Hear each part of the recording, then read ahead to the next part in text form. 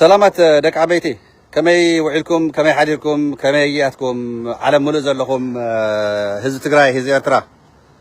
كمي لهاتكم كلكم تجرنيا تخاتاتلتي تجرنيا سمعتي تقالستي سلام أفزتات تجراي أفزتات إرترا نخسفن تقالسوا زلهم تدقفوا زلهم نقولكم سلام تاي نقولكم كم تلمداي خبرين هز تجراي خبرين هز إرترا زلاق سلام دما نريء لنا سلادي نقطر دو السلام تصوم دو أيهم ثم زعجرجر زلوا نفوت أينا يردنا أيو أما جرشة نسوم كورك يوم نحنا خن علينا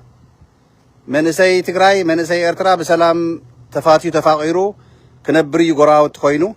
هاجر إرترا لتوم بسريهم زم سوا خاف درجي هاجر تجراي كان يي خافتهم دك درجي نحنا حيزي خنمسا إنا نقالس زلنا تجارو زيافلتوا إرتراويان قديممنا خافتهم درجاويان دمسيسهم هاجرهم هانيسهم لعلاونتهم مخويرهم أب علم بانديرهم تنبلبلا ينبرلو جن عدمون إقتصاديهم كي عبي زا إثيوبيا تبهال هاجر جوات إتزخونت عدي نشامقات إقتصادنا إرترا كي عبي هزتات إرترا عدو كي ينبر أو عد زول حفتي زي تعامي مسكين زخونة هز إرترا بزح تسديدو فقدو علم توتينو زلو سلام كوين عدم الديمقراطي زلو عدي أب علم ملء زلو إرتراو عد مسيون عد خعبي بسلام عد خنبر تسفان جبر ما عرن إحنا ون تجار حزي كافتم دك درجي تجرينيا تزاربتي هون كالي قانقوات تزاربتي أبشوا عسيلهم هزين إرتران تجراين غازا خن جبرائنا خنتفوقكم هنا الناول زفكر نازلو حابرنا فمن مكتوم نحنا تجارن إرتراويان وجناتنا أحواتنا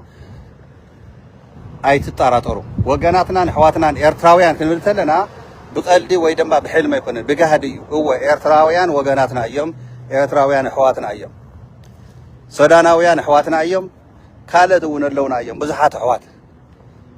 سودان عدلتهم إرتراويان عدلتهم جن وجناتنا أيام حماق زخونة بوليتيكا حماق زخونة بأسنا عرس بعرسنا تغطخ مقتال وقع زحلفنا يسقاي مكرا أوقعوا له هيزي ازيو 4 نقط تقميطو سلام نخنبر زحاري حزب لنا بايتا حزب تግራይን حزب ኤርትራ ምስ ሰራዊቱ ምስ መሪሕነቱ ምስ መንግስቱ ሁለትዩ ህዝቢ ሰላም ክንነብርና ከመሕዋት ኮይና ንሕና ተጋርን ኤርትራውያን ንሲ ድሕሪ ሕዚ ያኽለና በቃ ተውሽዋ ዘለ ሓይሊ ግን ሓቢርና ክንምክቶ ከም ዘለና ተወሲኑ ኣሎ ናይ ኣወል ሰዒድ ቪድዮ ሰሚዕኹም እንተ ኮይንኩም ዕርቂ ይውልና ትድንቁርነኦም ግን ብሓደ ወገን ዕርቂ ጌርና ምስ ኤርትራ ክንምክረና ይውልና ሕዚ ናና ከሻማቑ ብሓደ ወገን ካነየ ኤርትራ ዓቕሚ የብላን ኤርትራ ይትዋግአናን ኢሎም ካነየ መዳናገሪ ዝኾነ ኢንፎርሜሽን በብግዚኡ ኣጀንዳ ጌርና ንሕና ካብቲ ቀንዲ እንኮ ዝኾነ ቃልስና ከይንቃለስ ናብ ኣጀንዳ ምውፃእ እዩ እሶ ስለዚዩ እቲ ናይ ኤርትራ ሕውነትና እቲ ናይ ኤርትራ ጎረብነትና እቲ ናይ ዝነበረ ተቃተሉና ኣሎ ቅድሚ ሕዚ ኣብቂዑ ኣብ ሰላም ክንቅፅልና ንገብር ዘለና good morning how are you good I'm just making a video that's okay yeah have a good one yeah thank you እና ረኹም ከምዚ ዝግበረ ኣሜሪካ ከመይ ሓዲርኪ ከመይ ሓዲርካ ተባሂልና ዋክ ትገብረላ ከምዚ ከመይ ኣነ እውን ዋክ ይገብረ ኣለኹ ሰላም እየለይ ማለት እዩ እዚና ንደሊ ሰላም እናወርክ እንዳጋጣምስ ንግሪ መገድና ሰላም ሶ ናብ ትግራይ ክምለሰልኩም ናብ ትግራይ ፈተናታት በዚሖም ዓደይ ህዝቢ ትግራይ ፈተና በዚሕዎ ብናይ ኣዶታት ትግራይ ዝወለዶኦም ንትግራይ ዝኽሕዱ ንኸብዶም ዝሓስቡ ኣብ ትግራይ ዘለው ቶም ዝኸዱ ከይዶም መልክዖም ለልዮም ስደት በዚሕና ሕዚ ንዓድና ክንምለስ ዶ ይብሉ ኣለዉ ንጌታቸው ሓተላ ንጻድቃን መንግስቲ ኣቋቒምና ኣዲስ ኣበባ ኮይና ንትግራይ ክንቆፃፀር ኢና ንጨብጣት ኣለን ኢሎም እዮም ቶም ኣምሓሩ እውን ቅድሚ ሕዚ ንትግራይ 5 ሚልዮን ዝበልና 15 ሚልዮን ከይብሉ ተጋግዮም እዮም ትግራይ ሲ 10 ሚልዮን ህዝቢ ከም ዘለዋ ኣይትጠራጠሩ ብናተይ ግምት ካብ 10 እስካብ 15 ሚልዮን ትግራዋይ ዓለም ሙሉእ ዘሎ እንድሕር ተቆፂሩ ኣብ ውሽጢ ዓዲ ልዕሊ 10 ሚልዮን ካብ ትግራይ ወፃኢ ካነየይ ዓለም ሙሉእ ዘሎ ሓዊስካ ብምሉኡ دم تقرواي زتمعي لعل 15 مليون خم زلو خم تولد يفلت إيه بصحات اللونا تقارو خوينم وي ببوم وي بديهم كابكالي عليه توليدهم تقروا إنهم زرحقوا جاي جايزو تقرع يزقل بكا ندياوسي كاب تقراي مولاد مالت عبي عدلي سو زيلي حصر زبالة مرتين هاي لما عند تقاروكم مكر خينا وحكم انتهي مسلكم زخون سبعات بحق خدانا يو تسرح انفستيجيشن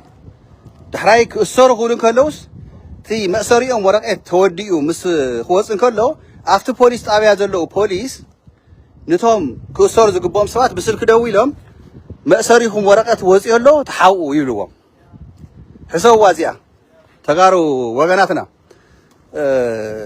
جنرال إحداقو بوليس تقراي كميشن كنداي فتناتات كمزلو وقت فلتو وإلى لكم بوليس كوينة مسئي مشتر زتحازس مشتر زي يحزوه اكله بسلك دوله بلمسي ما صرت وصيل كان لحيزي ما صرت تزرق حلو كان هي اكون زبوتا سلوزي تحابا تدبق كاسرو ايام مخصصي خاونجل زي لم زرزر ينغروا after police طابياتي تسند زوصلو سورحو اكالاتيم ወይ ደማ ከምዚ ወንጀለኛታት እንደው አጻሪኹም ከይድኩም እሰርዎም ተባሂሎም ትእዛዝ ተዋሂብዎም ትእዛዝ ሒዞም ንቶም ክእሰሩ ዝግብኦም ወይ ደማ ናሃቶም ቤተሰብ ወይ ደማ ናሃቶም አዕረፍቶም ደውሎም ክትእሰሩ ትእዛዝ ወፂኡ እዩ ተሓውልዎም ኢሎም መልእክቲ ይሕልፍሎም ቶም ከም ገይሮም ዘመሓላልፉ ኸ ነኦም ካ ቅርሽን ይሄ ዝወሃቦም ወይ ካፍቶም ደውሎም ዝነግርዎም ዘሎ ወይ ካነየ ናይ ብልጽግና ኣብ ትግራይ ፖሊስ ብጣዕሚ ዝጋፈጥን ብጣዕሚ ኸኣነየ አንጻር መኸተናን ሓይልታት ናይ ትግራይ ዘባኽንን እዩ ዘሎ እዚ ግዕዚና ገብረ ዴላን ምኽትሉን ምስ ወዲ ወረደ ኮይኖም ምስ ተወልደ ዕንበብ ኮይኖም ዝሰርሕዎ ሽርሕታት እዩ ናይ ትግራይ ፀጥታ ጠንኪሩ ከይሰርሕ ሕግን ስርዓትን ትግራይ ከይኽበር ሰባት ምዝውዋር እናገበሩ ገበናት ትግራይ ኣብ ትግራይ ሲ ካብ መዋት ትኸውን ቀታል ትኸውን ዝተመረፀሉ ዘመን ኢና በፂሕና ነርና ሕዚ እያ ተሓግር ትመዓራረ ንጓየ ዘለና እምበር እስካብ ሕዚ ኣብ ትሕቲ ገብረ ዴላ ኣብ ትሕቲ ጌታቸው ረዳ ኣብ ትሕቲ ኣምፅለይ ወዲ ወረደ ዝነበረ ስርዓት ናይ ትግራይ ሕግን ስርዓትን ናይ ትግራይ ከይኽበር ቀታል ትኾይንካ ዘይትጥየቕ ተቐታሊ ኮይንካ ግን ሞይትካ ትተርፍ ህዝብና እዚ ጨኒቕዎ ነይሩ ሕሰውለ ሕዚ እውን ክደግመልኩም እየ ኣብ ትግራይ ኮነ ኢሎም ሕግን ስርዓትን ከይኽበር ዝሰርሕዎ ሽርሒ ቀታሊ ንኽትከውን ሓታትነት ዘየለይ ተቐታሊ ኮይንካ ግን ሞይትካ ትተርፍ ሕሰውሉ እሞ ስለዚስ ካብ መዋቲ ትኸውን ኣብ ትግራይ ቀታሊ ንኽትከውን ትግራይ እዩ በቃ ስረ ዘለካ ኮይኑ ዝርከብ እዚ ሓደ ወለይ ካልኣይ ትመሕፈሪ ዝኾነ ደርሆ ዝሰረቀ ሓደ ዓመት ክልተ ዓመት ይፍረዶ ወዲ ድኻ ስለ ዝኾነ ዋላ ተጋዳላይ ነይሩ ጨኒቃቶ ስርቂ ጽቡቕ እየ ኮነ ዘለኹ ስርቂ እዩ ወንጀል እዩ ሓዝለ እዚኣ ተሰሪቁ ይቕፃዕ ኦኬ ደርሆ ሓደ ሽሕ ግዝፍ ዝበለ ተኾይኑ 200 ናብ 500 ንበሎ እዚኣ ሰሪቁ ሓደ ወይ ሓደ ዓመት ወይ ክልተ ዓመት ቀጥታ ይፍረዶ ምክንያቱ ቅርሺ የብሉን ዝማጎት የብሉን ጠበቃ ክሕዘ ይኽእልን እዩ ትመቕፃዕቲ ኣኽሪሮም ወዲያው ፍርዲ ኣለዉ ቆልዑ ሞባይል ናይ 5000 ናይ 10000 ዝሰረቁ 5 ዓመት ተፈረዶም እኽሊ ሰሪቆም 5 ዓመት ተፈረዶም ኣለዉ ኣነ ዝመፀኒ ፀብፃብ እየ ዝብለኩም ዘለኹ ኣብቲ ፍርዲ የለኹን ኣብቲ ዓቃቢ ሕጊ የለኹን ግን ቲ ሪፖርት ዝመፀኒ መዓት ነገር ኣሎ ዝመፅእ ፀብፃብ ሞ ይርኢ ኣዩን እዩ ናብ ሚድያ ዝወፅእ ኣዩን እዩ ከዘይወፅእ እናበልኩ ንሓስክዎም ዝመፅኹ ነገራት ኣለዉ መዓት ናይ ሎም መዓንቲ ግን ንምንታይ እየ ዘልዕሎ ዘለኹ ከተሓዘልኩም እየ ድሕራይ ክርድአኩም እዩ ምስ ወዳእኹ ናይ ዛዕባ ናይ ንተወልደ ዕንበብ እውን ከምፀልኩም ስለ ዝደለይኹ እየ ንምንታይ እዩ እዚ ነገር እዚዩ ኣብ ትግራይ ተባላሽ ዘሎ 3 ዓመት ሙሉእ ግዝያዊ ምድንጋር ኦኬ ግዝያዊ ምምሕዳር ዘይኮነ ነይሩና ግዚያዊ ምድንጋር ኣብ ትግራይ ተቐሚጡ ዝነበረ ናይ ብልጽግና ሽርሒ ናይዚዩ ልኡኻት ኮይኖም ዝሰርሑ ዝጸንሑ ንስኻትኩም ንኣኻትኩም ንምርዳእ እየ ኣነ እዚ ናይ ዛዕባ ስርቂ ዝብለኩም ዘለኹ እሺ ሰብ ዝቀተለ ወይ 20,000 ወይ 50,000 ተበዚሓ 60,000 ዋሕስ ገይሮም ይውፅዎ ዳሕራይ ንኣዲስ ኣበባ ሳፊሮም ይሰድዎ እዚ መን ይኸም ይሰርሕ ነይሩ ብንጌታቸው ረዳ ዝምራሕ ነበረ ትግራይ ብኒ ወዲ ወረደ ዝምራሕ ነበረ ትግራይ ውድብ ሕወሓት ካብ ቤተ መንግስታት ተባሪራ ብሹም ግዚያዊ ምምሕዳር ወይ ድማ ብሹም ውዕሊ ፕሪቶሪያ ዘይትግበር ስልጣን ረኪባ ውድብ ሕወሓት ናብ ስልጣን ዘምፀቶም ኣካላት ግን ክሒዶም ንሕወሓት ክሒዶም ንህዝቢ ትግራይ ክሒዶም ንብፆቶም ክሒዶም ሕግን ስርዓትን ከይኽበር ናይ ትግራይ ሰራዊት መንዲ ይመርሖ ነይሩ ናይ ትግራይ ፀጥታ መንዲ ይመርሖ ነይሩ ጀነራል ታደሰ ወረደ እኮ ላዕለዋይ ኣመራርሓ እኮ እዩ ነይሩ ንጌታቸው ረዳ ካብ ስልጣን ክባረር ዝገበሮ መንዲ እዩ ጀነራል ታደሰ ወረደ እኮ እዩ ኣብዛ ሰዓት እዚኣ ኸን ጀነራል ታደሰ ወረደ ካብ ስልጣን ክእለ ዝገበሮ መንዲ ሰራዊት ዝመርሖ ዘሎ መንዲ ፀጥታ ዝመርሕ ዘሎ ጀነራል ፍስሃ መንግስት እኮ እዩ ሶ ትሕልኽልኽ እንታይ እዩ መራሕትና ሲ ዓበይቲ መራሕቲ ንትግራይ ዲኹም ትመርሑ ዘለኹም ንህዝቢ ትግራይ ዲኹም ትመርሑ ዘለኹምስ ወይ ከዓ ናይ ባዕልኹም ስልጣን ንምዕባይ ድዩ ኣነ ይገርመኒ እሺ ንጉዕሽ ገብረ ንወለጋ ንወደባተ ናብ ኣዲስ ኣበባ ሲ ክኸዶ ይግብኦም ነይሩ ገልገሊኦም እንታይ ይብሉኻስ ሸኽሚ እዮም ንኣና ይኸይዱ ዕዝር ይበሉ ይብሉኻ ምክንያቱ ከምኡ ኢሎም ስለ ኣኼባ ስለ ብውሽጢ ተዛረቡ እዮም ዝሰርሕዎ ጌጋ መራሕትና እውን ከይንቀፉ ከይንትንክፎም ኮነ ኢልካ ዝስራሕ ሽርሒ እዩ ኣይተዳናገሩና ያኽለና መንእሰይ ትግራይ ዓለም ሙሉእ ዘለና ሓይዚ ኣብቲ ትሰርሕዎ ጌጋታት ክንወቕሰኩም ኢና ኣብቲ ፅቡቕ ዝሰርሕዎ ክነምግሶኩም ኢና ካብ ስልጣን ትሕዝዋ ግን ንትግራይ ክተግልግሉ እያ እምበር ናይ መለስ ዝበላ ኣላ ናይ መንግስቲ ሰራሕተኛ እንተኮይንካ ወይ ስራሕካ ትሰርሕ ወይ ትባረር ናይ መንግስቲ ሰራሕተኛ ክትኮን ከለኻ ንህዝቢ ኢኻ ተግልግል ንዓዲ ኢኻ ተግልግል ዘይትሰርሕ እንተኮይንካ ትባረር ተባላሽዋ እንተሊኻ እውን ትውቀስ ሶ እዚኣ ፍለጡለይ ሶ ኣብ ትግራይ ደርሆ ዝሰረቀ ዓመት 2 ዓመት ይፍረዶ ሞባይል ዝሰረቀ 5 ዓመት ይፍረዶ ሰብ ዝቀተለ ግን ጠያቂ የውልን ንምንታይ እቲ ሰብ ዝቀትል ቅርሺ እኒሄዎ ልኡኽ ናይ ብልጽግና ልኡኻት እኒሄው ኣብ ሰብ ምዝውዋር $5,000 እናኸፈሉ ብዙዩ ኣብ ወጋገንን ኣብ ንግዲ ባንክን ዝመሓላለፍ ገንዘብ በዕሩኽቶምን በንስቶምን ብውሽማታቶምን በፂሖ ኣለኹ ሽሞም ክቁጠብ እየ ድሓን ግዜኡ ግን ክነግረኩም ኣብ ወጋገን ባንኪን ኣብ ንግዲ ባንኪን በንስቶምን በዕሩኽቶምን ብቤተሰቦምን ብውሽማታቶም ተይቀረየ እናተዘዋወረ ዝፀንሐ ቅርሺ ናይ ሰባት መዘዋወርታት በተለይ ኤርትራውያን ኣብ ደገ ዘለው ዶላር እናረኣኹ ኣሕዋቶም ኣዝማዶም ከውፅኡ ብትግራይ ገይሮም ንኣዲስ ኣበባ ኣውዝዩ ኢድ ዘርጊሖም ሚና ዝሰርሑ ላዕለዎት መራሕቲ ኢድ ዘለዎ እዩ መን እዮም እዚኦም ንተወልዕ ዕንብብ እዮም እወ ህዝቢ ክትፈልጦ ኣለካ ከተሓዘርኩም እየ እቲ ነገር ቀበጥበጥ የለን እዚ ከይዝረብ እዚ ከይልዓል ኢሎም ዩቱበራት ፌስቡከራት ቲክቶከራት ዓበድበድ ዝብሉ ናይ ስላያ መሓውርና ኣብ ሚድያ ክዝረበ ይግቦን ዘይኮነስ ክዝረብን ኣለዉ ኩሉ ነገር እንታይ ዝወፅ እንታይ ዘይወፅ ተቆጢብና ፀኒሕና ኢና ሕዚ ግን ተወልዲ ዕንብብ ይኹን እከለ ይኹን ልዕሊ ትግራይ ዘይኮነስ ትሕቲ ትግራይ እዮም ተወልዲ ዕንብብ ባዕሉ ጀነራል ታደሰ ወረደ ትስልየና ኣለኻ ኢሉ ኣጊድዎ ፀኒሑ ስልጣን ምስ መፀ ካነየ ተዓሪቆም ምስ ተወልዲ ዕንብብ መሊስዎ ፍስሃ ማንጅስካን ኣጊድዎ ፅቡቕ እዚኣ ሓዙለይ ኣብቲ ሰብ ምዝውዋር ክመፀኩም እየ እንታይ ዓይነት ሚና ይፃወት ነይሩ ተወልዲ ዕንብብ እቶም ሰባት ሒዙ እውን ክእሰሩ ማእሰርቲ ወፂሎም ዘሎ ከይእሰሩ ሒዙ ተሓውኡ ተባሂሎም ዘለው መሓውር ናይዝዩ ተዘርግሐሉ መሓውራት እዩ ትጉድጋና ክነውፅኦ ኢና ድሕሪ ሒዚ ኣይንዕገስን እኒ ኢሳያስ ታደሰ እኒ ዓለም ገብረዋህድ እኒ ተኽላይ እኒ ዶክተር ፍስሃ ሃፍተፅዮን እኒ ዶክተር ሰሎሞን እንታይ ዓይነት ሚና ሰሪሖም ወዲ ወረደ ንክቅፅል መንግስትና ናብ ቦትኡ ከይምለስ ተቃውሞ ዘይኮነ ኣቕሪቦም መዓንጦም ሸጥ ኣቢሎም ሰነድ ኣሎ እዩ ኣንቱም ናይ ዓለም ገብረዋሂድ መማጎቲ ሰነድ እዩ እኒሄና ትብሉ ኣካላት ውድብ ሕወሓት ኣለዎ እዩ ውድብ ሕወሓት ትፈልጦ እያ ትብሉና ኣካላት ብጭብጥ ክነግረኩም ውድብ ሕወሓት የብላን ማእከላይ ኮሚቴ ሕወሓት ዝሰነድ ናይ ዓለም ገብረ ዋህድ መንግስቲ ትግራይ ናብ ቦቱ ከይምለስ ጀነራል ታደሰ ወረደ ኣብ ስልጣን ክቅፅል ዝተዘጋጀወ ሰነድ ዓለም ገብረ ዋህድ ናሃቱ መሓውር ናሃቱ ፍልፍል እምበር ውድብና ሕወሓት ማእከላይ ኮሚቴ ኣብ ኢዱ ከምዘየለ ኣረጋጊፀ የለን ሓቲተ የለን ኣብ ኢድና ኢሎም እዮም ትፈልጥዎ ዘለኹም በቃ ማእከላይ ኮሚቴ ሕወሓት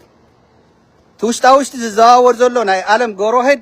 መንግስቲ ትግራይ ናብ ቦቱ ከይምለስ ተሰርሐ ሽርሒ ቅድሚቲ ሕወሓት ኣብ ኣክሱም ከይዳ ዝወሰነቶ ማእከላይ ኮሚቴ ሕወሓት ዝወሰነቶ ዝሓዝዎ ሰባት ከም ዘለዉ ይፈልጥ እየ ትውድብ ግን ከም ዘይብሉ ሎማዓንቲ ኣረጋጊፀ እየ ደጊመ ምክንያቱ እንዳሓተትኩ ፀኒሐ እየ የብና እናውን ፀኒሖም እዮም ቁርፂ ዝምልከቶ ኣካል እውን ናሓተትኩ ፀኒሐ እየ ከም ዘየለ ከዓ ሎማዓንቲ ኣረጋጊፀ ኣለኹ በይዛኻትኩም ኣይትሓስቡና ያክለና ይቁጠብ እየ ዘለኹ ባይዘወይ መዓት ነገር ስለ ዘሎ ግን ግደፉ ከይተዛረቡና ትማሊ ተወልደ ዕንቢ ዝገበሮ ክነግረኩም ጭነቢልኩም ስምዑ ሰራዊት ትግራይ መራሕቲ ትግራይ መንግስቲ ትግራይ ብዓብዪ ከዓ ህዝበይ ህዝቢ ትግራይ ፅባሕ ንጎ ናተይ ዘሕልፎ ዘለኹ መልእኽቲ ጌጋ እንተኮይኑ ኣብ ቅድሚ ሓፋሽ ኣንጠልጢልኩም ብክሳደይ ሓኒቕኩም ክትህሉ እንተደሊኹም ህዝቢ ግን ትፈልጦ ኣለካ ዝኒአ ሽርሒ ተንኮል ናይ ተወልደ ዕንቢ ብሒዝ ጭን ኣቢልኩም ስምዑኒ ትንትን ኣቢለ ክነግረኩም ድሕሪኡ ኣነ ዝብሎ ጌጋ እንተኮይኑ ይእረም ወንጀል እንተኮይኑ ይሕነቕ ሓዝለይ እዚኣ ጌጋ እንተኮይኑ ይእረም ወንጀል እንተኮይኑ ይሕነቕ ኣብ ቅድሚ ሓፋሽ ዝፈርሕ ሰብ ኣይኮንኩን ናተይ ህይወት ሓንቲ እያ ሓንቲ ግዜ ዝነበረ ኣብዚ ዓለም እዚዩ ንዓደይ ንህዝበይን ግን ክጋፈጥ እየ ነቶም ባንዳታት ንውድብ ሕወሓት ከፍርሱ ንሰራዊት ትግራይ ከፍርሱ ኢትዮጵያውያን ገይሮም ከቕፅሉና ትማሊ ኣብ ህዝቢ ትግራይ ተፈፀመ ገበን ጀነሳይድ ተሓታትነት ከይህሉ ልኡኻት ናይ ብልፅግና ምስ ኣሜሪካ እውን ኢድ ዘርጊሖም ዝሰርሑ ዘለዉ ቁፅሪ ሓደ ተወልደ ዕንብብ እዩ ፈልጦ ዘለካ ህዝበይ ተወልደ ዕንብብ ናብቲ ዝገበሮ ክመፀልኩም እየ እንታይ እዩ ገይሩ ይመስለኩም ገምጋም ተገምጊሙ ካብ ዘለዎ ሙሉእ ሙሉእ ተኣጊዱ እንዳሃለዎ ከይለዓል ግን ንኡ ሓቂፎም ዝሕብሕብዎ መራሕቲ ኣለዉ እዚዩ ሰራዊት መራርሓ ትግራይ ይፈልጥ እዩ ውድብ ሕወሓት ይፈልጥ እዩ መንግስቲ ትግራይ ኣብዚ ሰዓት እዚ ይፈልጥ እዩ ኣብዚ ናይ ሒዝን ኣብ ዝሰሙን እዚዩ መንግስቲ ዝኾነ መንግስቲ ትግራይ ይፈልጦ እዩ ዝጉድ እዚዩ እወ ይፈልጦ እዩ መንግስቲ ትግራይ ከም እንደገና ስሕተት ሰሪሕካ ዶክተር ደብረፅዮን ፕሬዚደንት ትግራይ ከም ብሓድሽ ሒዚ ኣፅሪኻ መንግስቲ ትግራይ ሙሉእ ሙሉእ ኣፅሪኻ እቲ ኩነታት እንድሕር ፀፊፍና እንድሕር ዘይንቃለስ ኮይና ንህዝቢ ትግራይ ንሰራዊት ትግራይ ከም ብሓድሽ ዋጋ ከይተኽፍሉና ስጋት ኣለኒ ስለዚዩ ሰራዊት ትግራይ ህዝቢ ትግራይ ኣመራርሓ ሰራዊትና ክብረ ኣለኒ ሒዚ ገምጋም ይካየድ ነው ተወልደ ዕንብብ ፈለማ ንብልፅግና ናይ ምሽጥር ትግራይ እናሸጠ ምስ ተረኸበ ኢንፎርሜሽን እናሓለፈ ምስ ተረኸበ ምስ ኣሜሪካ ሲአይኤ ርክክብ ምስ ጀመረ ምስ ተፈለጠ እኒ ጀነራል ታደሰ ወረደ እኒ ጀነራል ፍስሓ ማንጅስ ስጉምቲ ወሲዶም ምልዓል ጥራይ ዘይኮነ ክኣስርዎ እዮም ዝግብኦም ነይሩ እዚኣ ይገበርዋን ንምንታይ ይበሉ ዝፈልጦ ጉዳይ የለን ኣነ ዝፈልጦ ኣለኒ ግን ዝፈልጦ ጉዳይ የለን ክብለኩም እየ ዝፈልጦ ጉዳይ ግን ኣለኒ እወ ዝፈልጦ ጉዳይ ኣለኒ ተወልደ ዕንብብሲ ይብለኩም ኣለና ምስ ብልፅግና ምርኻ ምስ ጀመረ ምሽጥር ናይ ትግራይ ብሰባት እናለኣኸ ባዕሉ እናኸደ ኣዲስ ኣበባ እናሃበ ኣሜሪካ መፅኡ ናይ ኣሜሪካ ሲአይኤ ብኣካል እንታይ ከም ዝገበረ እዚ ሓበሬታ ዝሓዙ መራሕቲ ትግራይ ግዜያዊ ምድንጋር ኮይኑ ወዲ ወረድ ዓመት ሙሉእ ተወልደ ዕንብብ ካብ ስልጣኑ ከይእለ ሙሉእ ፍስሓ ማንጅስ ከየልዕሎ ተሰርሐ ሽርሕታት መንግስቲ ትግራይ ባዕልካ ትፈልጦ ኢኻ ውድብ ሕወሓት ማእከላይ ኮሚቴ ሕወሓት ትፈልጥዎ ኢኹም ኮ እዚ ጉዳይ እዚዩ ሰራዊት ኣመራርሓ ትፈልጥዎ እንዲኹም እዚ ጉዳይ እዚዩ ተታራ ወታደር ዝፈልጦ እኮ እዩ እዚዩ ናይ ተወልደ ዕንብብ ሓደ ኣብ ሚድያ ወፂኦም ኣቦቱ እዩ ዘሎ ኣይሰረቀን ይጽለም እዩ ዘሎ ስለ ዝበልኩም ናሲ ተወልደ ዕንብብስ ናፃ ዝወፅ መሲልኩም ድዩ እዚኣ ወይ ትግራዋይ ደም ክፋሰስ እዩ ወይ ሕጊ ናይ ትግራይ ካነየ ናብ ቦቱ ናብ ሽቱ ክወቅዕ እዩ ሃኩልቲ ሓዲ ኣሎ ትግራዋይ ግን ኣብ ደገ ይኹን ኣብ ባይታ ዘሎ ዝቃለስ ስቁኢሉ ከምዘይ ይዕገሶ ዝነገር እዩ ቁርጽ እየ ዝነገረኩም ዘለኹ ፍሉጥ ስለ ዝኾነ ፀሓይ ዝወቅዖ ስለ ዝኾነ ደርሆ ጻሕቴራ ትረኽቡ ስለ ዝኾነ ስለዚ ንተወልደ ዕንብብ ክትሽፍኑ ንተወልደ ዕንብብ ከይትንከፈኩም ከበር ትገብሩ ዘለኹም ሰባት ብተፈላለየ ሶሻል ሚድያታት ልቢ ግበሩ ኣነ ምንም የብለኩም ልቢ ግበሩ ናይ ተወልደ ዕንብብ ነገር ክነግረኩም ተገምጊሙ ይውረድ ብዘለዎ ተኣጊዱ ስለ ዘሎ ይባረር ዝብል ምይጥ ከም ዝፀንሐ ይፈልጥ እየ ሽምግልናታት እውን ከም ዝፀንሐ ይፈልጥ እየ እሞ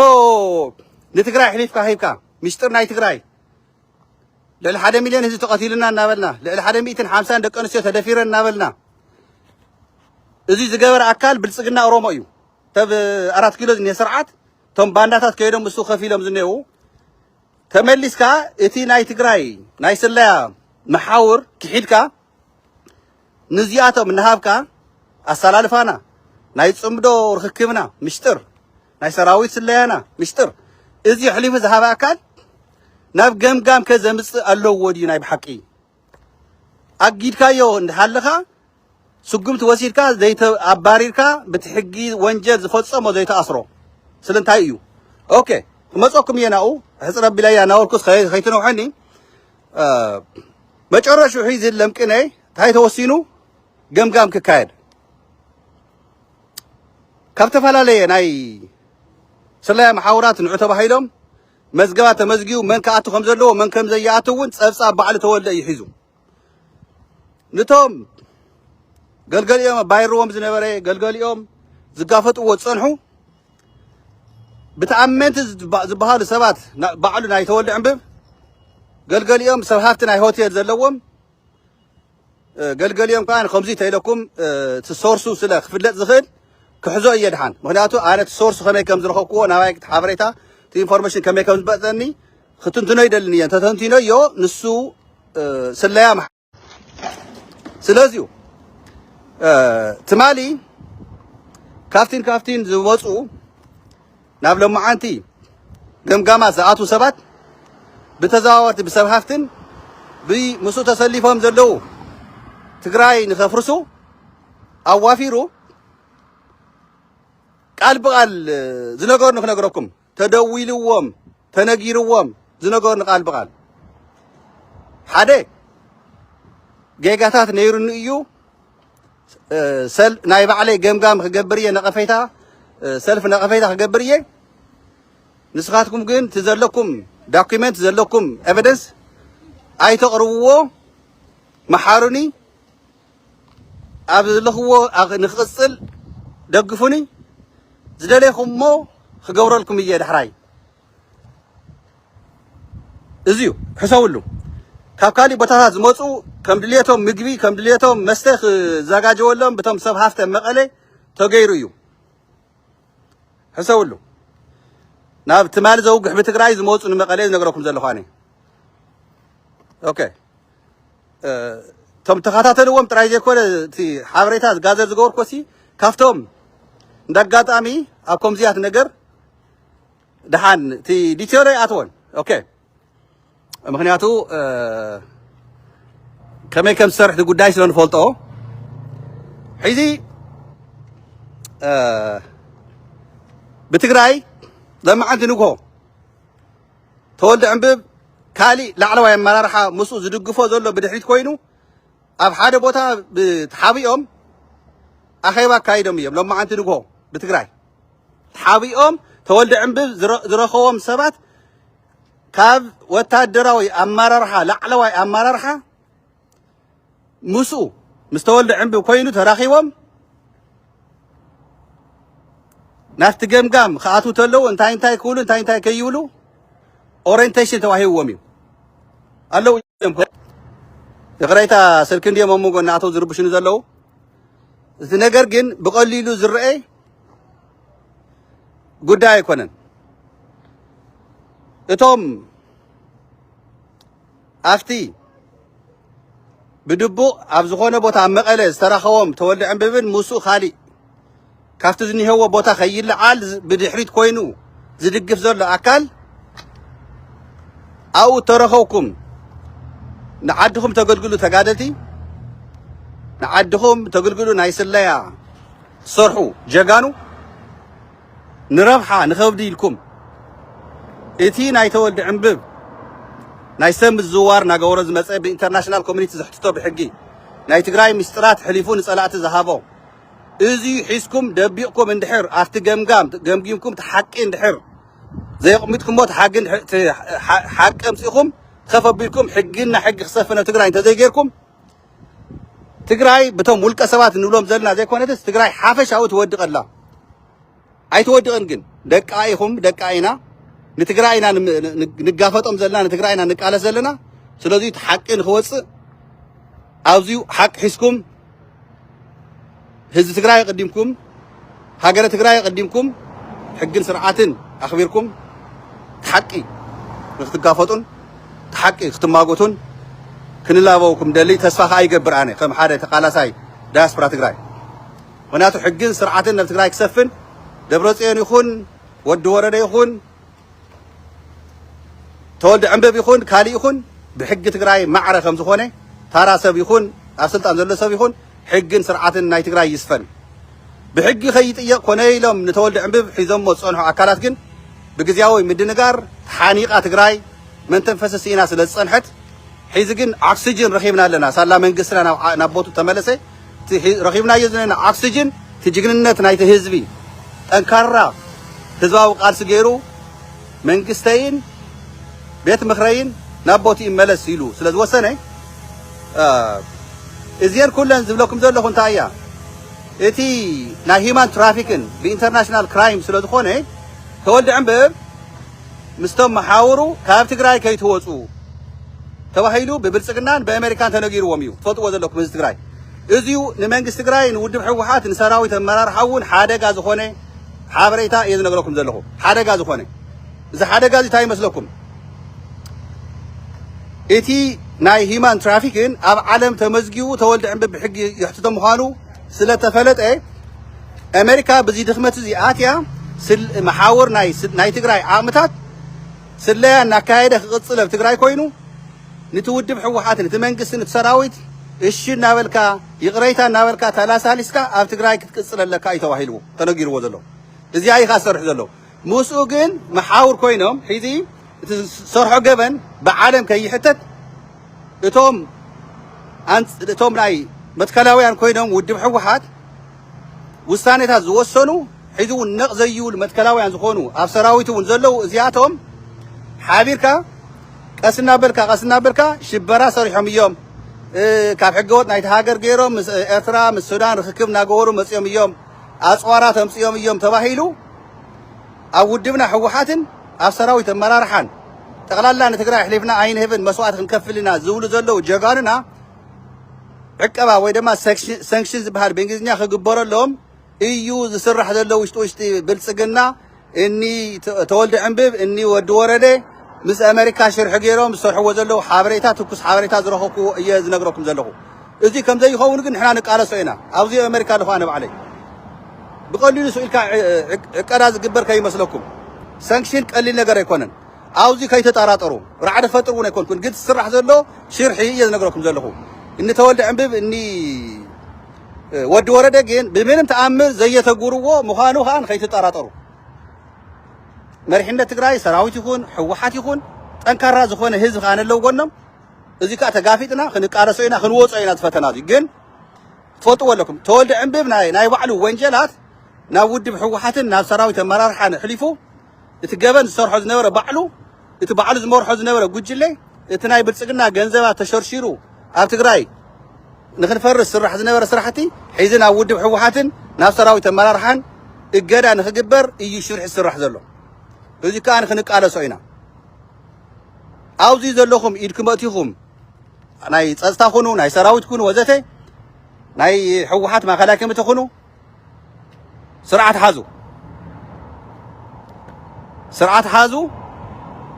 ሓዙ ምክንያቱ ምስ ጎረባብትና ኤርትራ ሱዳን ግብፂ ካልኦት ሃገራት እውን ብሰላማዊ መገዲ ክንሰርሕ ኢና ንሰርሕ ኣለና ድሕሪ ሒዚ ንኤርትራ ክተውንጅሉ ንትግራይ ክተውንጅሉ ዝሰርሑ ዘለኹም ኣካላት ንፈልጠኩም ኢና ጽምዶ ምስጢራዊ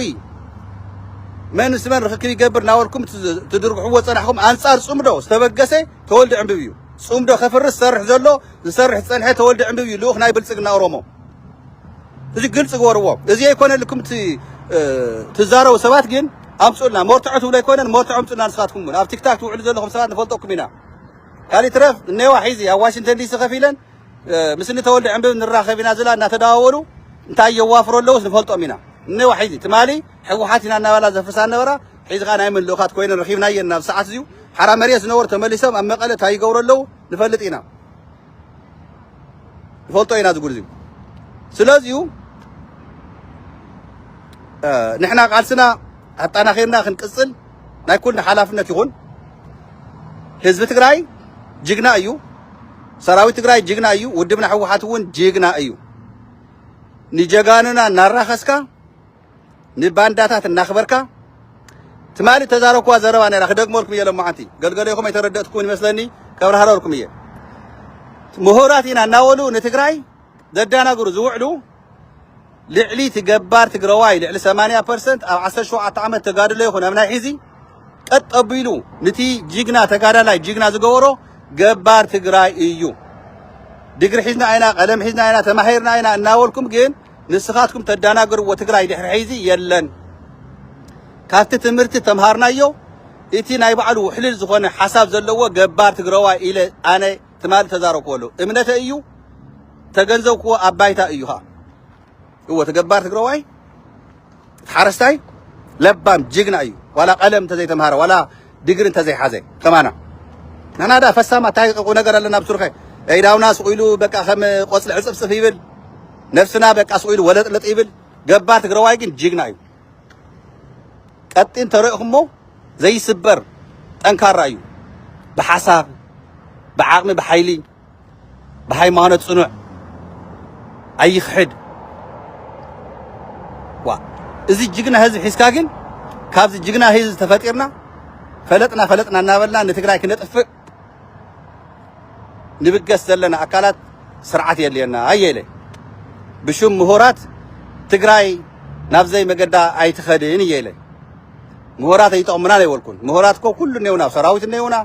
ኣብ ፖለቲካ ሕወሓት ነውና ኩሉ ነውና ምሁራት ሰይኮነን ተኣሽሙ ትቐንዲ ተኣዩ ትኸይዲ እየዝበልኩ ሒዙውን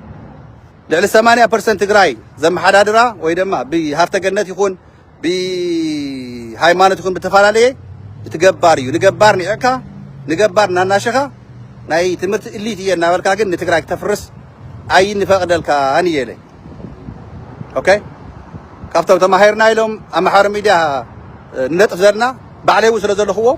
أنا نبع عليه وين زوقس زلخه باي ذوي زوقس أنا مهارات قلت له خسي نبع عليه لكيميائية ناتي تمرتي لعله حزبي كونا يخيلن يو لعله الجيجنا حارستاي لعله الجيجنا زي تمهاره جن كاتمالي ندرجز دمسسي حزبي حزب تግራይሲ كونا يخيل ناتي تمرتي سالو تمهيري سالو عد رخيب له خف سدت جن كوينه يقالس لهم اب تግራይ زعابيكم ودب حوحات عدل هباتكم زعابيكم ودب ابالات كوينكم حوحات كوينكم زعابيكم مጨረሽ ሁላም ስርخوكم ጠሊምኩም ማ ምስ ብልጽግና ተሰልፍኩም ዘለኹም ግን بتعمي محزنتيهم محفرتيهم عدنا تجراي نخل زحاقفت عدنا تجراي تعجستن سرعتن زلوا محورسب زلوا سلاز خونت كبر لنا نخل حزب عالم زلوا حزب تجراي حزب إرترا حزبون كارسنا يتنكر نغطر له عارف تجراي جن متشور بعد ذلك كونه سرعتنا حقي كبر من قصة تجراي حزي أستوعل تجنزب من يوم حزن سلطان زقاية زلوا أبي تشوقيت أمصانيهم ناي بتصقنا لأخوات كوينهم حيز ختقايهم نام ختنا إنا خن ملسينا تخيدهم ما واقع خفلنا أي وزت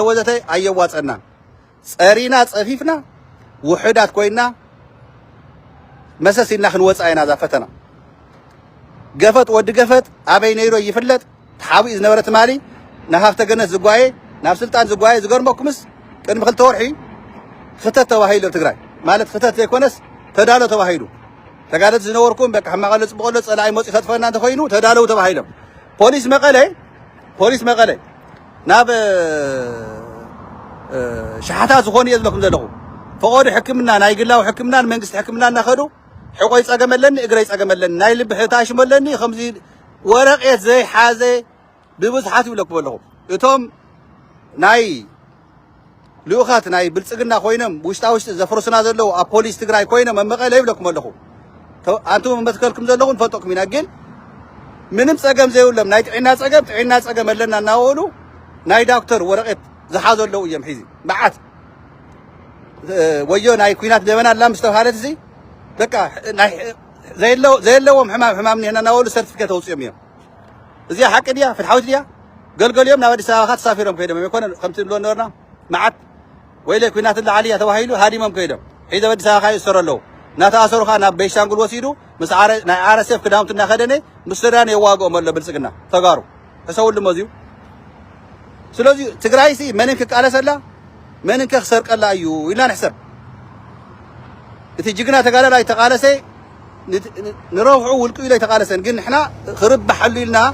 ንሕና ድምፂ ክንኮነ ክንክእል ኣለና ነቲ ጅግና ተጋዳላይ ኣካሉ ዝጎደለ ብሂወቱ ዘሎ ንሱ ተረባሕ ክኸውን ኣለዎም እቲ ስድራ ስዋኣት ተረባሕ ይኾን ኣለዎ ልዕሊ ኩልን ቅድሚ ኩልን እቲ ግንባር ኣብ ድፋዕ ዘሎ ጅግና ተጋዳላይ እውን ቶም ተጋደልትና ቶም ዋዕረታትና ደቂ ኣንስትዮ እውን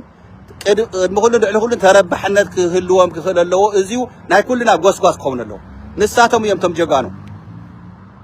ስለዚ ንሶም ረብሓታት ንረብሓይ ተቃለሱን ንረብሓይ ተጋደል ምግዳን ንረብሓ ኣይኮነን ንፈልጥ ኢና ግን ረብሓ ይግብኦም እዩ ቶም መራሕትና እውን ከምኡ ሂወቶም ሙሉእ ተጋዲሎም من كوينكم مسخاتكم حتى شماغهم أما تكلم نحرليهم كبر نهوم توم نقفهم كم مسمرهم زوجوا ويدا ما نتكلم كفرس مسألة تسلفوا جن خنقط مالهم إن إحنا عتكلم